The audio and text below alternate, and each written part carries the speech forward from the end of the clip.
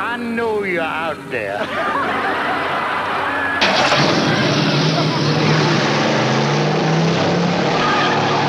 Westbound and down, 18-wheeler rolling. Are we gonna do what they say can't be done? We've got a long way to go and a short time to get there. I'm westbound, just watch old Bandit run. I classify it as a rainy day, Saturday afternoon movie. Sorry, I don't want to get married. It's a little like Chinese food.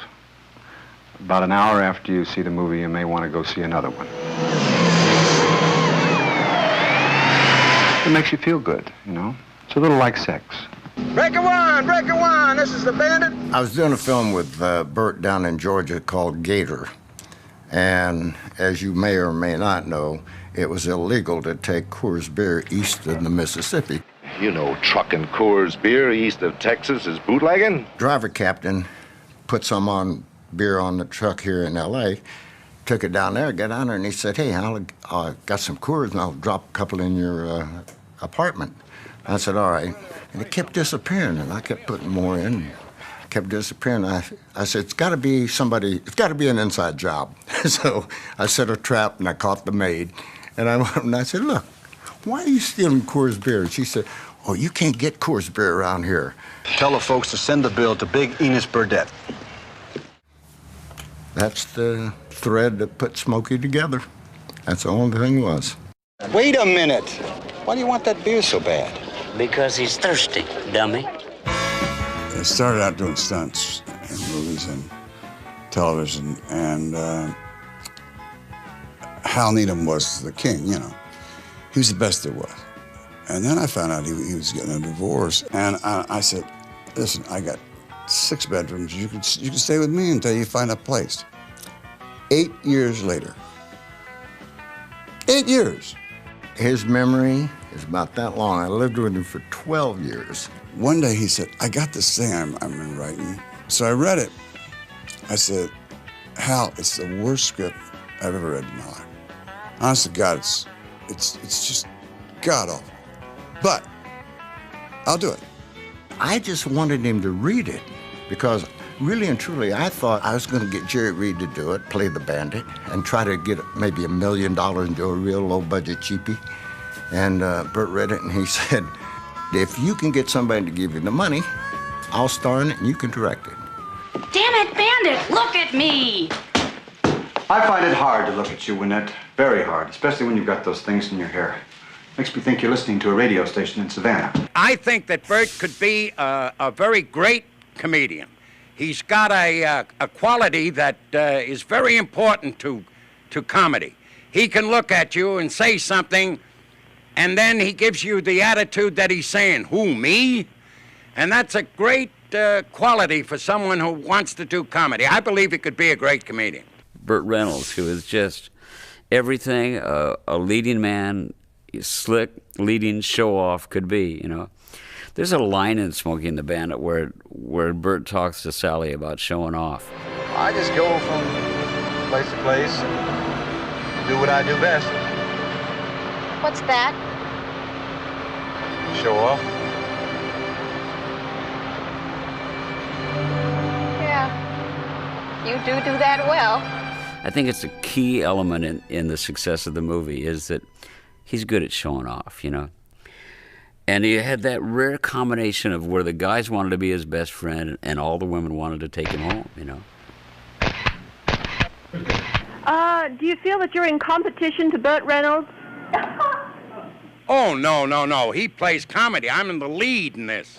This is Sheriff Buford D. Justice of Texas. They wanted Richard Boone, who was a wonderful actor and would have been good, but he didn't have the, you know, the humor that Jackie had, of course, and nobody did. We sent him a script and had my name on it, so he called and he said, what makes you think I would do this script? I said, well, Mr. Gleason, I said, I wrote it. I'm going to direct it. I love your work. I think it's a funny part for you. He says, I'll do it. That's all there was to it.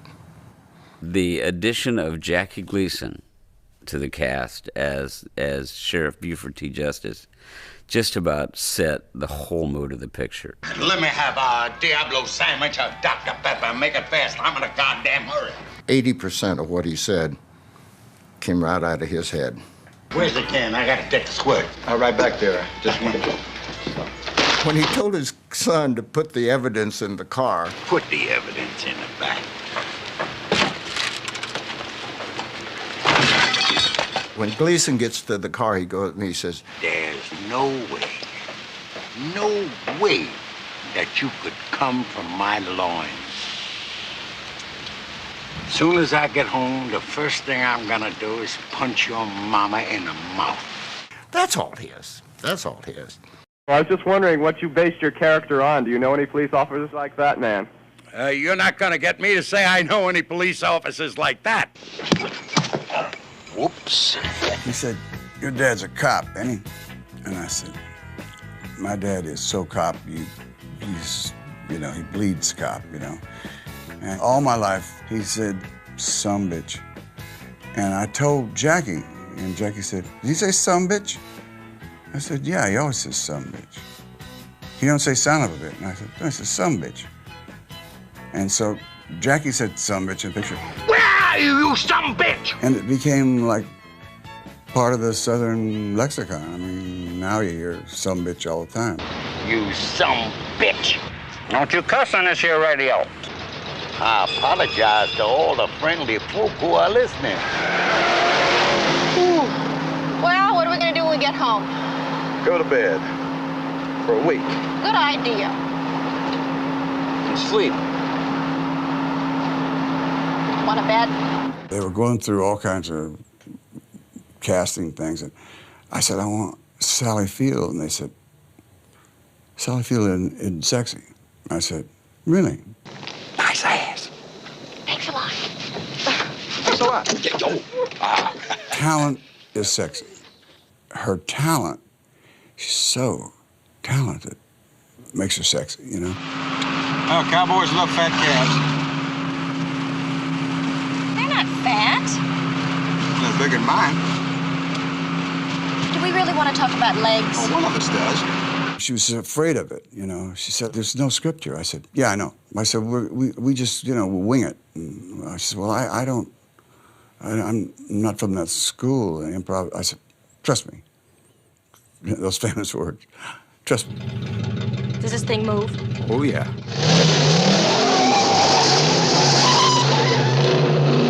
I saw a picture of the Trans Am with the T-tops in a magazine, and it was black. And I said, I knew that character was going to be Bandit. That was going to be his name. And I thought, boy, that's a slick, sexy-looking car. And nobody had seen that car. Nobody had seen the Trans Am. Well, God almighty, would you look at that? Beautiful, huh? Honey, hush. And because it was such a big engine and small frame and light and everything, I got in that thing and it was, you know, you got a nosebleed. I mean, whew, it was so much fun. So I called Pontiac and made a deal with them. They gave me 3 Trans Ams and 2 Bonnevilles for the sheriff. Believe me, when we got through, we were stealing parts off of this and this and this to make the last one run. I mean, we just barely got through. The jump across the bridge.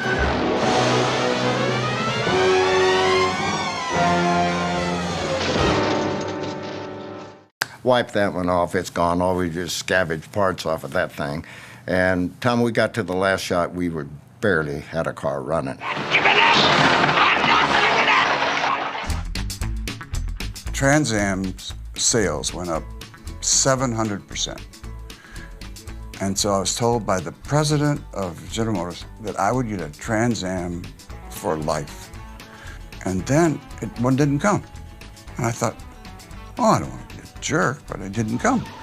I called up, I said, excuse me, this is Burt Reynolds. And I guess there's been some kind of mix-up. The Trans Am didn't, maybe it went to the wrong place. And they said, no, you don't understand. We met the president of the company, and he died. And the new president doesn't want you to have one. go ahead and get one. I'd buy one. Bandit, you're reckless and you live much too hard. I ought to be in Nashville. Jerry, he's so full of energy. My gosh, he's full of energy. And man, could he play guitar. And he could write. He could write anything. You know, he wrote Eastbound and Down in about an hour.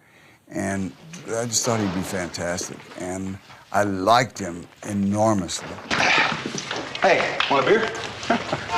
Well, son. When Bert said he'd do it, I called and I said, hey, Jerry, you know about playing Bandit? He said, yeah. I said, you're now the snowman. You know, it was that simple because I told him what happened and I told him, you know, obviously we wanted to do the music. You got the one snowman. I'm eastbound and down. Eastbound and down. Come on, killer. Load it up and truck it. Are we gonna do what they say can't be done? We've got a long... You got a Trans Am, semi, and police cars, and they're going 125 or 130, and you got a guitar. And he just went, you know, dun, dun, dun, dun, dun, dun, dun. I mean, he just did it. That whole Eastbound and Down song is just so perfect. Eastbound and down. Load it up and truck it. The freedom in that feel it's in the song and it's in the movie, and I think you have to, you know, take your hat off to Jerry for that. You know? He did a great job. And I said, Reed, what are you going to do about our music? He said, in the morning. I said, okay.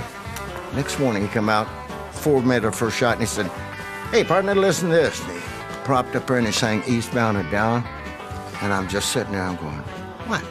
He said, oh, if you don't like it, I can change it. I said, you change one word, one note, I'll choke you.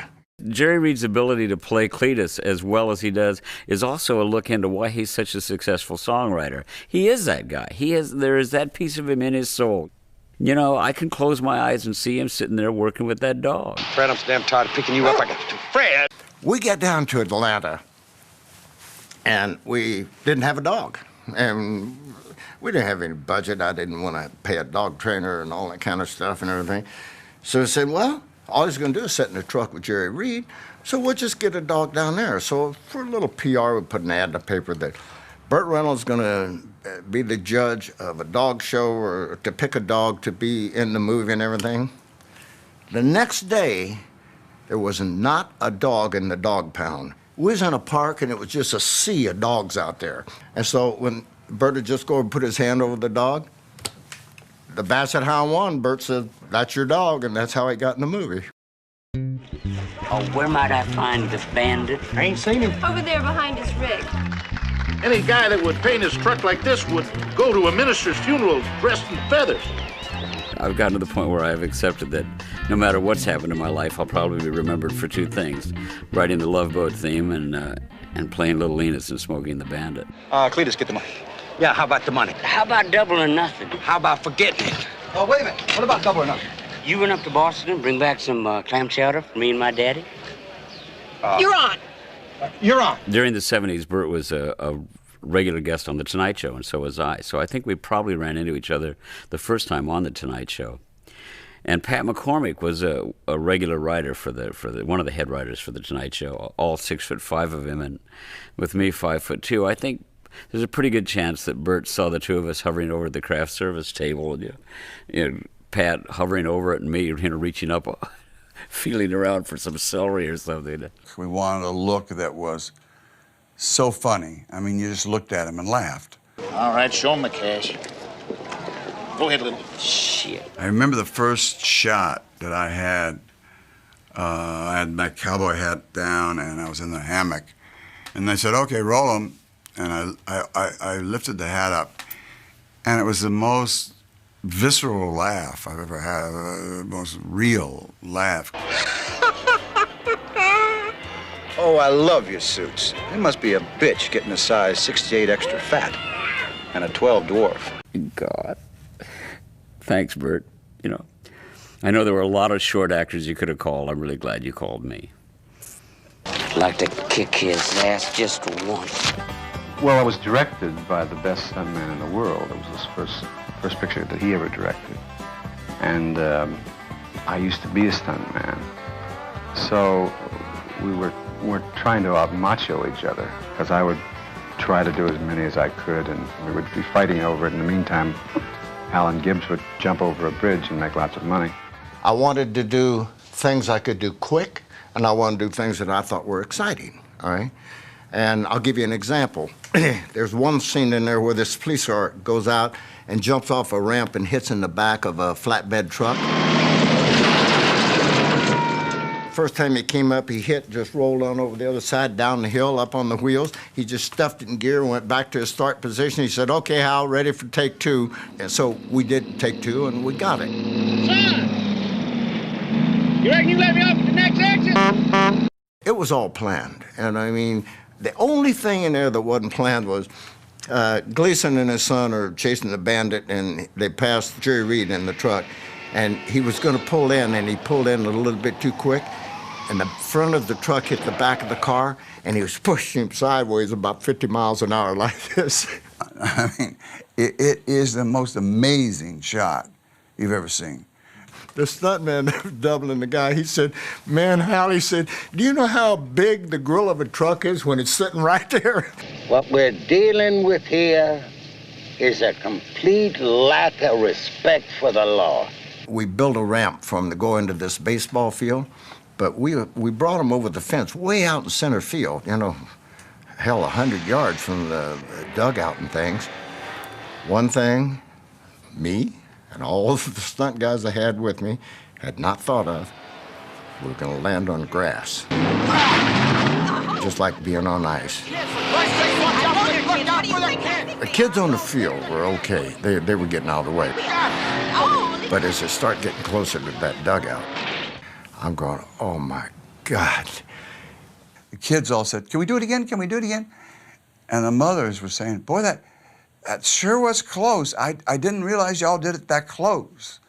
And we went, "Yeah, well, we like to keep it, you know, pretty close." And thank God the fathers weren't there. Otherwise, we'd all got the hell beat out of us. Burt has a love affair with the audience.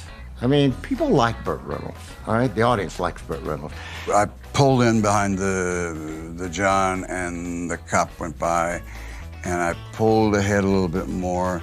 I told him ahead of time, I said, "You start easing forward, and I'll tell you when to stop. And when I tell you to stop, you're going to be right across from the camera, then just look at it and smile and drive out." Right in the lens went.